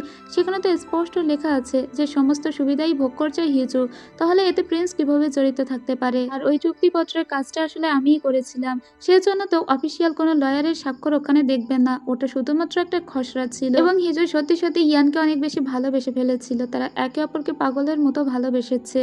তাই ওই স্টেজে আসলে বিষকে ও নাটক কেন করতে যাবে যেখানে ও নিজে প্রিন্সকে বিয়ে করতে পারছে? আশা করি আপনারা এখন সবাই সমস্ত কিছু বুঝতে পেরেছেন। আসলে এই কন্ট্রোভার্সিটা একটু ঘুরিয়ে দেওয়ার চেষ্টা করেছে, যেটা হিজুই ওকে শিখিয়ে দিয়েছিল। এরপরে এমনকি ও যখন চলে আসে তখন বলেও রাখে, সাংবাদিকরা কে কি বলেছে তার পিডিএফ ফাইল আমি আমার কাছে রেখে দিব, এটা বলে চলে আসে। এখন সবাই এটা নিয়ে কথা বলতে থাকে, আসলেই তাদের ভিতরে প্রেম ছিল। তাদের যেদিন বিয়ে হয়েছিল সেদিনও দুজন দুজনের দিকে এমন করে তাকিয়েছিল যাতে মনেই হচ্ছিল না এটা ফেক কোনো কিছু। অবশ্যই তাদের ভিতরে প্রেম ছিল। সো মানুষ যেটা পায় সেটা নিয়েই কথা বলতে শুরু করে। এখন কন্ট্রোভার্সিটা জাস্ট ঘুরিয়ে দেওয়া হয়েছে, আর সবাই এখন ওদের এই প্রেম নিয়ে কথাবার্তা বলাবলি করছিল। এদিকে আবার হিজুর ক্যারেক্টারে ব্যাক করি, যেখানে হিজু বলছিল, আপনাদের নিশ্চয়ই মনে আছে যে আমাদের বিয়েতে কত টাকা ব্যয় করা হয়েছিল, আর খরচ করার চেয়েও অনেক বেশি টাকা তৈরি করা হয়েছিল। এটি নিশ্চয়ই আপনাদের কাছে নতুন কোনো খবর নয়। সব বিনিয়োগকারী তাদের টাকা ফেরত চাওয়ার আগে আমি এই ডিভোর্সটা দিয়ে দিতে চাই। আপনারা নিশ্চয়ই বুঝতে পারছেন আসলে ওখানে যা কিছু লেখা ছিল তা সব আমিই লিখেছিলাম। এখানে প্রিন্স ইয়ানের তো কোনো হাতই ছিল না, তাই তাকে দোষারোপ করা বন্ধ করুন। যা কিছু হয়েছে তা সব আমার জন্য হয়েছে। যদিও ইয়ানোকে থামানোর চেষ্টাই করছিল, ঠিক তখনই আমরা দেখতে পাই রয়্যাল সেক্রেটারি এখানে হাজির হয়েছে কিছু একটা ডিক্রি নিয়ে। তখন আরও একটা ফ্ল্যাশব্যাক দেখি। আসলে ইয়ান যখন তার ভাইয়ের রুমে গিয়ে বসেছিল এবং তার ভাই যে চেম্বারে বসতো, যে বেডের উপরে বসতো, তাতে হাত বুলাতে বুলাতেও বলছিল, আসলে যতটা কষ্ট আজকে আমার হচ্ছে ততটাই কি তুমিও ফেস করেছিলে? এখন আমি বুঝতে পারছি, কিন্তু না, আমি তোমার মতো কাপুরুষ হব না। আমি ঠিকই একটা উপায় বের করে ফেলবো, তোমার মতো করে জীবনযাপন আমি করব না। এটা বলে ও উঠে দাঁড়ায়, আর ওখানে একটা লকার ছিল, তার ভিতরটা খুলে তার ভিতরে একটা রয়্যাল পোশাক ছিল, যেটা মূলত রাজা পরে, রাজার ড্রাগন পোশাক। এরপরে ইয়ান সোজা চলে আসে ওর ভাইপোর সঙ্গে দেখা করতে, যেখানে ভাইপোর মানে রাজার এই রুমের দরজার সামনে ন্যানি দাঁড়িয়েছিল আর বলছিল সে মাত্রই বেড চেম্বারে গিয়েছে, এখন তাকে ডাকা যাবে না। ইয়ান বলেছিল আমাকে অ্যানাউন্স করুন, রাজার কাছে আমার নাম প্রকাশ করুন, আমি রাজার সঙ্গে দেখা করতে চাই। ওই মহিলা তখন রাজাকে বলে, আপনার আঙ্কেল দেখা করতে এসেছে। রাজা তখন বলে তাকে ভিতরে আসতে বলো। এরপরে ছোট্ট রাজাকে দেখানো হয়, সে তো পুতুলের মতো করে রুমের ভিতরে বসেছিল। আসলে এ দেখতে এত বেশি কিউট, কিন্তু তখনই ইয়ান এসে বলে, রাজা আমি আপনাকে একটা কথা বলতে চাই। আর সেটা হলো, এবার আমার সিংহাসন এবং আমার মুকুট আমাকে ফিরিয়ে দিন। ইয়ান শুধুমাত্র এই কথাটুকুই বলেছিল। এরপরে সিন কাট হয়। আবারও আমরা দেখতে পাই কাউন্সিল বোর্ডের দৃশ্য, যেখানে ডিগ্রি পড়া হচ্ছিল। রয়্যাল সেক্রেটারি পড়ছিল, আগের রাজায় লিখে গিয়েছে, আমি মানসিক এবং শারীরিকভাবে ভেঙে পড়েছি, আমার পক্ষে আর এই সিংহাসন চালানো সম্ভব নয়, এবং আমার যে ছেলে সেও অনেক ছোট, তাই তার পক্ষেও এই সিংহাসন চালানো সম্ভব নয়।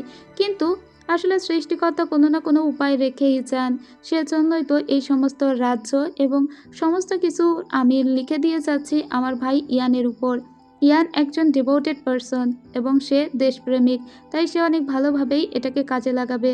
তখনই আমরা দেখতে পাই এখানে লর্ড ইনপিয়ং এই ঘটনাটা শুনে অনেক চিৎকার চেঁচামেচি করতে শুরু করে আর বলে, এসব সব বানোয়াট।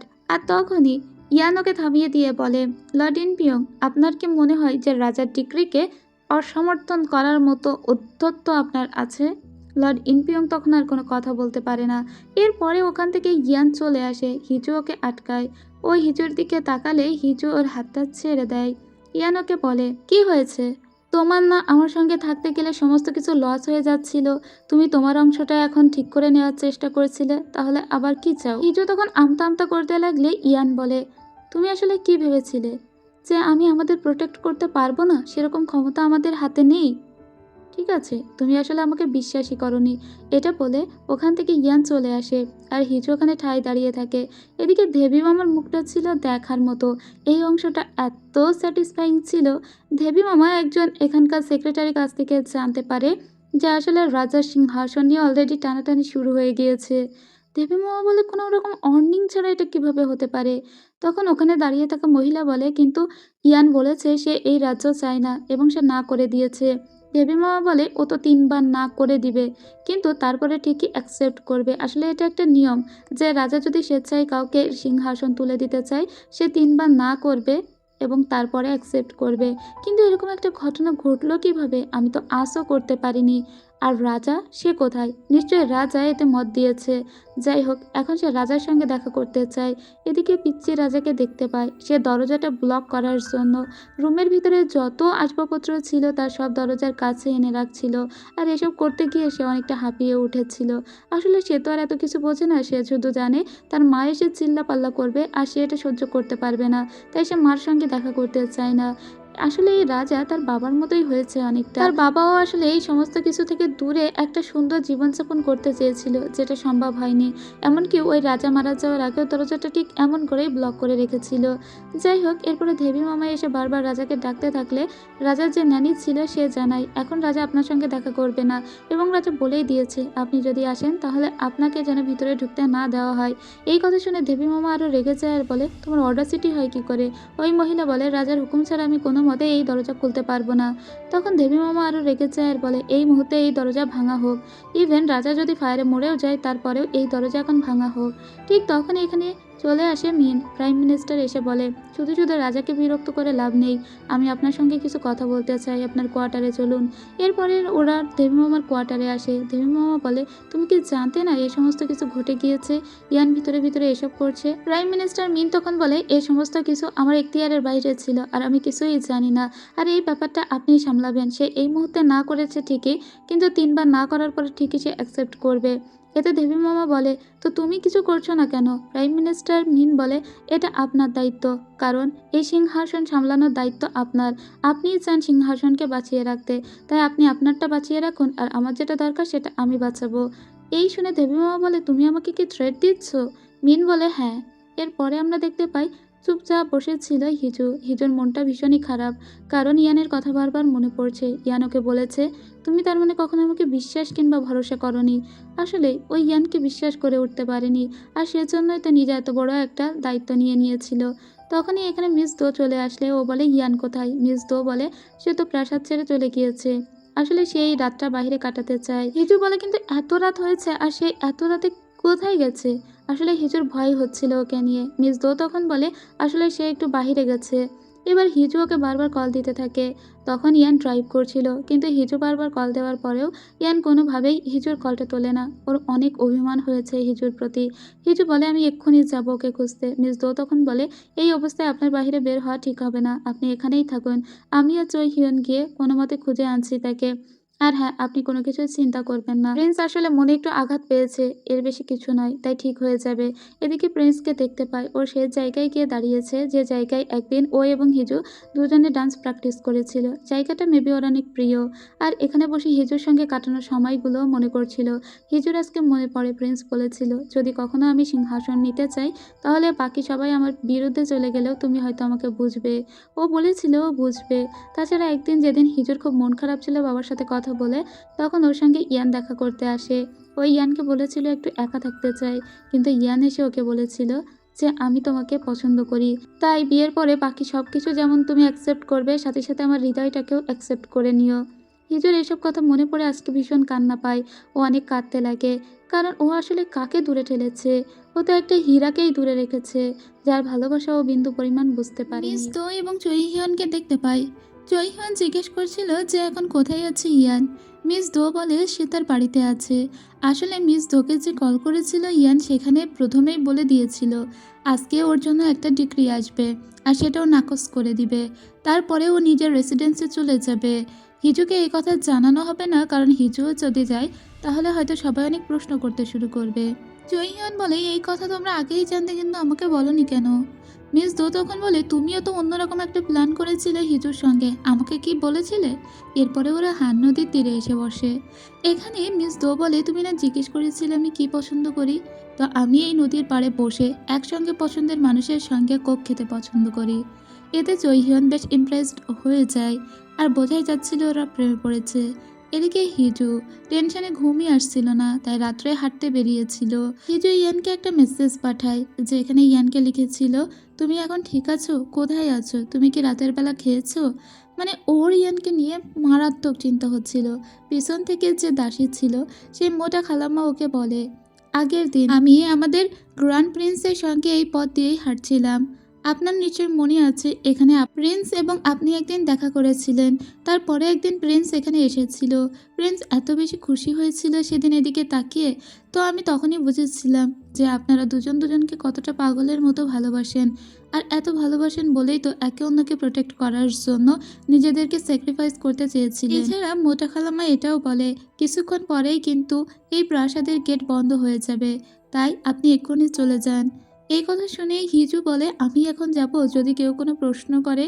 ভালো খালাম্মা তখন বলে যদি কেউ আপনাকে খোঁজে সেটা আমি সামলে নিব।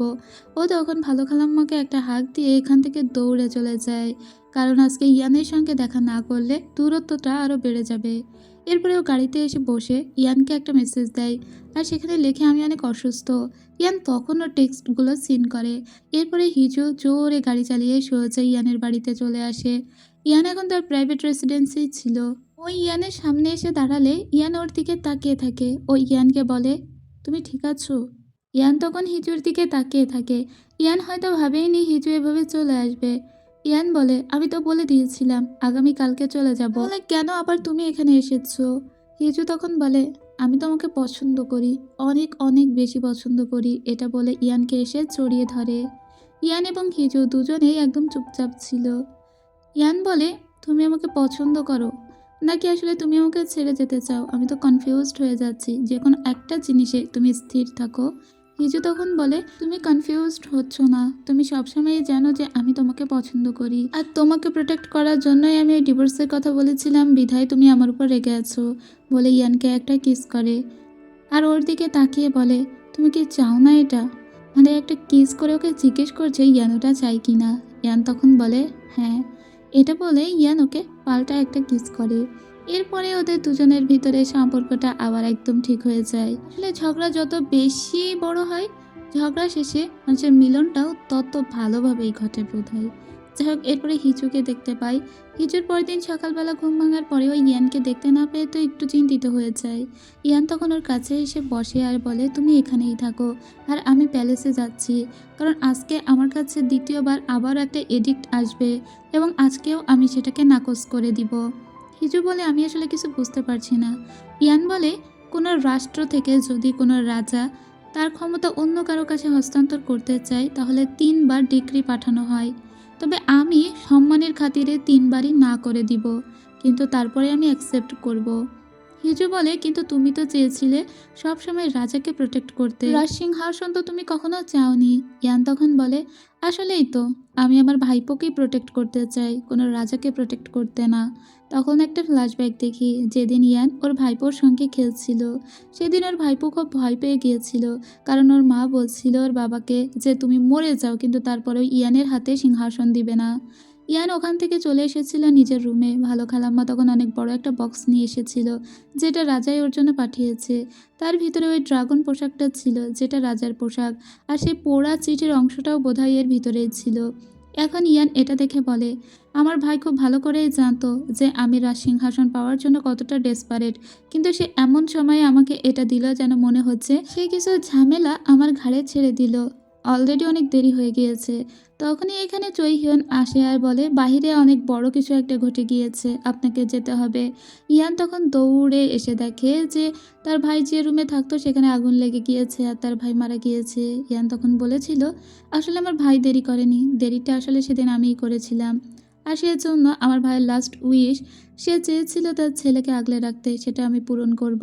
হিজু তখন ইয়ানকে জড়িয়ে ধরে বলে, তুমি যেটাই করবে আমি সবসময় তোমার সাথে আছি। এদিকে তো রাষ্ট্রের মানুষজন এখনো পর্যন্ত ইয়ানের পদত্যাগ চাই। সবাই বলছিল ইয়ানকে সরি বলতে হবে জনগণের সামনে। ইয়ান এবং হিজু তখন আবার প্যালেসে এসেছিল। ভালো খালাম্মা জানায় যে ইয়ানকে দেবী মামা ডেকে পাঠিয়েছে। ইয়ান দেবী মামার সঙ্গে দেখা করতে আসে। দেবী মামা বলে, আমি জানি তুমি কখনোই সিংহাসন দখল করার চেষ্টা করোনি, কিন্তু আজকে কেন তাহলে তুমি হঠাৎ করে সিংহাসন দখল করার চেষ্টা করছো? রাজা যে এডিক্ট পাঠিয়েছে এটা নিশ্চয়ই তোমারই কারসাজি। ইয়ান তখন বলে, হ্যাঁ, কারণ আপনারা সবাই মিলে তাকে পাপেট রাজা বানিয়ে রেখেছেন। তখন আবার দেবী মামা বলে, রাজা ছোট, ও কিছু বোঝে না, তাই ও এই ভুলটা করে ফেলেছে। তখন ইয়ান বলে, হ্যাঁ, আমিও তো সেটাই বলছি, রাজা কিছুই বোঝে না, তারপরেও আপনিই তাকে সিংহাসনে বসিয়ে রেখেছেন, আপনারাই কি তাকে পাপেট বানাচ্ছেন না? তাছাড়া আমার ভাইয়ের উইশ তো এটা ছিল না, আমার ভাই তো কখনোই এটা চায়নি। দেবী মামা তখন কাঁদতে কাঁদতে বলে, তুমি তো জানো যে আমি ঠিক কী কী স্যাক্রিফাইস করেছি, এটা তো হওয়ার কথা ছিল না, আমার স্বপ্ন, আমার ক্যারিয়ার, সমস্ত কিছু আমি বিসর্জন দিয়েছি। ফ্ল্যাশব্যাকে দেখি দেবী মামার আসল নাম হলো ইরাং, এবং সে পিয়ানো বাজাতে খুব পছন্দ করত, মনে হয় সঙ্গীত নিয়েই ক্যারিয়ার করতে চেয়েছিল। কিন্তু তখনই দেবী মামার বাবা লর্ড ইনপিয়ং তার সামনে একটা ছবি দেয়, যেটা হলো রাজার ছবি, এবং বলেছিল এখন ক্রাউন প্রিন্সেস হতে হবে তাকে। ছবিটা নিয়ে দেবী মামা দাঁড়িয়েছিল স্কুলে, আর তখনই ইয়ান উপর থেকে আসে। ওরা একই বয়সী ছিল এবং একই স্কুলে পড়তো। ইয়ান উপর থেকে ইরাং বলে ডাক দিয়ে একটা মিষ্টি হাসি দিয়ে দেবী মামার সামনে এসে দাঁড়ায় এবং কিছু একটা বলতেই যায়। তো বোঝাই যায় ইরানের সঙ্গে ইয়ানের খুব ভালো একটা সম্পর্ক ছিল, আর এই ইয়ানকেই পছন্দ করতো মেইনলি দেবী মামা। এখন দেবী মামা বলে, তুমি তো জানো আমি আমার ক্যারিয়ার ছেড়েছি, আমি আমার জীবন ছেড়েছি, এমনকি আমি আমার ভালোবাসাকেও ছেড়েছি, তাহলে তুমি কেন কোনো কিছু ছাড়বে না? এটা বলে ভীষণই কাঁদতে থাকে। তখন ইয়ান কোর্ট লেডি ইমকে ডেকে বলে, দেবী মামার মন এবং শরীর দুটোই এখন এলোমেলো, তাই দেবী মামা এখন থেকে 3 দিন পর্যন্ত এই কোয়ার্টারে বন্ধ থাকবে, কেউ তার সঙ্গে দেখা করতে আসতে পারবে না, আপনি প্লিজ তাকে দেখে রাখবেন। এটা বলে ইয়ান এখান থেকে চলে যায়। দেবী মামার কাছে তখন তার বাবা কল দেয়। তার বাবা বলে, আমি তোমার সঙ্গে দেখা করতে আসছি। দেবী মামা বলে, তার কোনো দরকার নেই, কারণ 3 দিন ধরে আমাকে এখানে আবদ্ধ করে রাখা হয়েছে এবং কেউ আমার সঙ্গে দেখা করতে পারবে না, আপনি চিন্তা করবেন না। এই কথা শুনে ওর বাবা চিৎকার করে বলে, কিন্তু কোনো রকমে ইয়ান যদি রাজা হয়ে যায় তাহলে আমাদের সব কিছু শেষ হয়ে যাবে, কারণ আগে মৃত রাজার যে উইশ সেটা তো আমরা পূরণ করিনি, আর এখন তো আমাদের প্রোটেক্ট করার জন্য প্রাইম মিনিস্টার মিনও আমাদের সঙ্গে যোগ দিয়েছে, সো আমরা সবাই বিপদে পড়ে যাব, ইয়ান রাজা হলে সবকিছু ধ্বংস হয়ে যাবে। দেবী মামা তার বাবাকে বলতে চাইছিল সমস্ত কিছু ছেড়ে দিতে, আর সে পারছে না, কিন্তু তার বাবা চিৎকার করে বলে ওঠে, তুমি তোমার কোয়ার্টারটাকে রক্ষা করো, এখান থেকেই আমি টেক ওভার করার চেষ্টা করছি। এই কথা শুনে দেবী মামার চোখ বড় হয়ে যায়। সে অবাক দৃষ্টিতে বলে, কি করবে তুমি? তখনই ওর বাবা ফোনটা কেটে দেয়। দেবী মামা বুঝতে পারে না তার বাবা কি ষড়যন্ত্র শুরু করেছে। তখনই আমরা লর্ড ইনপিয়ং এর সঙ্গে একটা লোককে দেখা করতে আসতে দেখি। গেস হোয়াট, কে এসেছে? প্রাইম মিনিস্টার মিন। এই ছেলে যে এত বড় মিশা সওদাগর বের হবে সত্যিই ভাবা যায়নি। ভেবেছিলাম তো সে বাপ্পারাজ হয়ে বের হবে, কিন্তু এখন দেখছি ব্যর্থ নায়ক বাপ্পারাজ থেকে সোজা ভিলেন, ডিপজল অথবা মিশা সওদাগর, যে কোনো একটা বলা যায়। যাই হোক, এরপরে আবার ইয়ানকে দেখতে পাই। ইয়ান আজকে একটা রাজকীয় ড্রেস পরেছিল। এই ড্রেসটা দেখেই হিজু চৈহিয়নকে বলে, এটা না তার রাজার জন্মদিনে পরার কথা ছিল। চৈহিয়ন বলে, আপনি এই বিষয়টা তুলে খুবই ভালো করেছেন। আপনি জানেন না সেদিন আমি কতবার যে প্রিন্সকে বলেছিলাম এই ড্রেসটা পরার কথা, যুদ্ধই লেগে গিয়েছিল, তাও সে এই ড্রেসটা পরেনি। ইয়ান চৈহিয়নকে থামিয়ে দেয়। হিজু তখন ইয়ানকে বলে, এই ড্রেসে তোমাকে সুন্দর লাগছে, এবং ওকে একটু এনকারেজ করে। তখন মিস দো এসে ডাকে, কারণ তাদেরকে যেতে হবে। হিজু হাসি মুখে ইয়ানকে বিদায় দেয় আর সমস্ত কিছু ভালো হবে এরকম একটা উইশ করে। এদিকে আমরা রাজাকে দেখতে পাই, সে তার মায়ের সঙ্গে দেখা করতে এসেছিল। দেবী মামা তখন বলে, আপনি এখন এখানে কেন এসেছেন, কি জন্য এসেছেন? আপনার সাথে তো আমার আর কোনো কথা আছে বলে মনে হয় না, কিন্তু এইটুকু ছেলে, ও তো পিচ্ছি, আর ওর উপরে কত বড় একটা দায়িত্ব ভাবা যায়। ও কাঁদতে থাকে। ওর মা তখন চিৎকার করে বলে যে, তুমি কি জানতে না যে তোমার বাবা কি করে এই সিংহাসনটা সেফ রাখার চেষ্টা করেছিল? তার জীবন দিয়ে চেষ্টা করে গেছে এই সিংহাসনটাকে সেফ রাখার জন্য, নিজের করে রাখার জন্য, তাই তোমাকে রাজা বানানো হয়েছিল। কিন্তু তুমি কি করেছো? তুমি ইয়ানকে এডিক্ট দেওয়ার চেষ্টা করেছো। ও তখন কাঁদতে কাঁদতে বলে, আমি জানি বাবা সেটা চায়নি, বাবা কখনোই চায়নি আমি এখানে রাজা হই। তাছাড়া সেদিন আপনাদের সমস্ত কথাই আমি শুনে ফেলেছিলাম, কারণ আমি পাশের রুমেই ছিলাম। ওই পিচ্ছি অবস্থায়, তখন ওর বয়স মাত্র 5 বছর, তাও ও যে এত কিছু বুঝেছে, ওর মা এতেই অবাক হয়ে যায়। ফ্ল্যাশব্যাকে দেখি যেদিন ওর বাবা মারা যায় সেদিনই ওকে রেড পোশাক পরানো হচ্ছিল। ও অনেক কাঁদছিল আর বলছিল এই পোশাক সে পরবে না, কিন্তু ওর মা জোর করে ওকে পরায় আর বলে, তোমার বাবা মারা গিয়েছে, একমাত্র তুমিই আছো যে এখন আমাকে বাঁচাতে পারো, এবং আমি শুধুমাত্র তোমার উপরে ভরসা করে বেঁচে আছি, তাই আমাকে হতাশ করো না। কিন্তু দেবী মামা এই বিষয়গুলো জানতোই না যে তার এই পিচ্চির ছেলেটা এত বছর ধরে বুকের ভিতরে কথাগুলো চেপে রেখেছে, যে সে শুরু থেকেই জানতো তার বাবা কখনোই চায়নি তাকে রাজা বানাতে, কিন্তু এই কথা কখনোই সে তার মাকে বলেনি। ও কাঁদতে কাঁদতে বলে, আমি আমার কথা রাখতে পারিনি, আমি আপনাকে হতাশ করেছি, আপনি আমাকে ক্ষমা করে দিবেন। তখন দেবী মামা অনেক কাঁদতে থাকে, ছোট্ট এই ছেলের উপরে কত যে বোঝা চাপিয়ে দিয়েছিল সেটা ভেবে। আসলে দেবী মামা ভিতর থেকে খারাপ কোনো মহিলা ছিল না, ওরা দুজনেই কাঁদছিল, আর এই সিনটা অনেক বেশি হার্ট টাচিং ছিল। এদিকে প্রাইম মিনিস্টার মিনকে দেখতে পায়। আসলে মেইন ভিলেন তো এখন এই লোক। একে এখন কাউন্সিল হলে যাওয়ার জন্য বলা হচ্ছিল, কিন্তু সে বলে, কাউন্সিল হলে যাওয়ার জন্য আমাদের হাতে এখনো অনেক টাইম আছে, তাই একটু এখানেই থাকি। এর পরের দৃশ্য দেখতে পাই, যেখানে দেবী মামা চুপচাপ বসেছিল, ভাবছিল যে তার বাবা আসলে কি করতে চলেছে। প্রাইম মিনিস্টার মিনের কথাতেও বোঝা যায় যে সেও ইয়ানের ভালো চায় না, আর এদিকে দেবী মামার ইয়ানের কথা মনে পড়ে। যতই হোক একসময়ের ভালোবাসার মানুষ তো। এবার সমস্ত কিছু চিন্তাকে একপাশে সরিয়ে দেবী মামা ইয়ানকে কল দেয়। মেবি ওকে একটু সতর্কই করতে চেয়েছিল। দেবী মামা খুব ভালো করেই জানে ইয়ান মানুষটা কেমন। ইয়ানের ভিতরে কোনো রকমের কোনো কিছু কালিমা নেই। কিন্তু ইয়ানকে যখন কল করা হয়, ইয়ান এই কলটা রিসিভ করে না। তখন ইয়ানের কাছে প্রাইম মিনিস্টার মিন একটা মেসেজ পাঠায় আর তাকে দেখা করতে বলে। মিস দো বলে, আমাদেরকে কাউন্সিল হলে যাওয়ার এখনও 30 মিনিট সময় আছে, তো আপনি দেখা করতেই পারেন। এরপরে দেবী মামা চুপচাপ বসে থেকে কি করবে কিছু বুঝতে পারে না। কোর্ট লেডি ইমকে ডেকে পাঠায় আর বলে, নিশ্চয়ই তোমার মনে আছে আমি একটা মেয়েকে লুকিয়ে রেখেছিলাম, তো আমি যে মেয়েটিকে লুকিয়ে রেখেছিলাম এখন সময় হয়েছে তাকে সামনে বের করার, সেই মেয়েটিকে বের করে নিয়ে এসো। এদিকে সিন কাট হয়। হিজুকে দেখি হিজু কিছু একটা করছিল এবং চৈহিয়নকে বলে, আচ্ছা চৈহিয়ন, আমি যদি কুইন হই তাহলে আমাকে দেখতে কেমন লাগবে? মানুষজন কি আমাকে দেখে সারপ্রাইজ হয়ে যাবে? চৈহিয়ন বলে, হ্যাঁ, মানুষ তো সেই রকমের সারপ্রাইজ হয়ে যাবে, আপনাকে দেখে সেই খুশি হবে। হিজু বলে, আমি জানি তুমি মিথ্যা বলছো, মিস দো থাকলে এভাবে মিথ্যা বলতো না, সত্যি করে বলো। চৈহিয়ন বলে, আসলে খুব একটা বেশি মানুষ সারপ্রাইজড হবে না। হিজু বলে, আমি জানতাম, কারণ ইয়ানের তো অনেক ভালোবাসার মানুষও আছে, আবার অনেক হেটার আছে, আর আমার তো খালি হেটারই আছে। ঠিক তখনই হিজুর কাছে একটা কল আসে, ওর ভাই কল দিয়েছিল।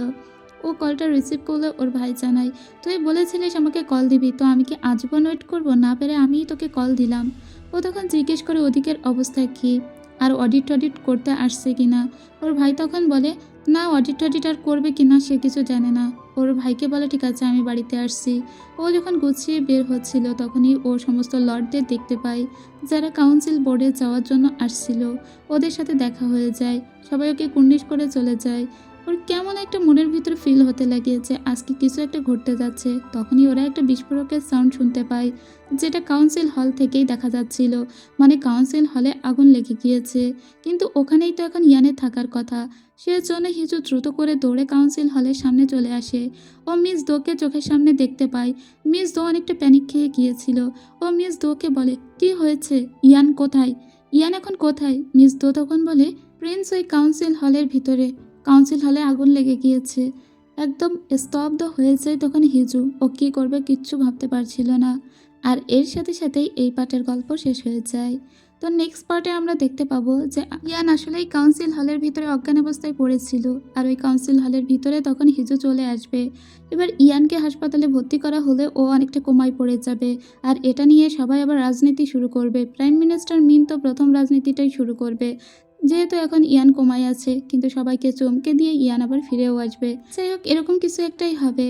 কারণ যেহেতু এই ড্রামার আর মাত্র 2টা এপিসোড বাকি আছে, সো সমস্ত কাহিনীগুলো সলভ হতে থাকবে, এটাই স্বাভাবিক। যাই হোক, আজ এখানেই শেষ করছি। দেখা হবে নেক্সট উইকে। আর নেক্সট উইকেই এই ড্রামার গল্প শেষ হয়ে যাবে। তো আপনারা অন্য কোনো ড্রামা যদি শুনতে চান, কোনো কোরিয়ান ড্রামা, তবে অবশ্যই কমেন্ট করবেন। আমি চেষ্টা করব যে কোনো একটা কোরিয়ান ড্রামা এক্সপ্লেন করতে। আসলে অনেক দিন কোরিয়ান ড্রামা দেখা হয় না, তো এখন দেখতে বেশ ভালোই লাগছে। সেজন্য যদি ভালো লাগে তাহলে এক্সপ্লেন করাই যায়। তো সবাই ভালো থাকুন, সুস্থ থাকুন। আজ এ পর্যন্তই। খোদা হাফেজ।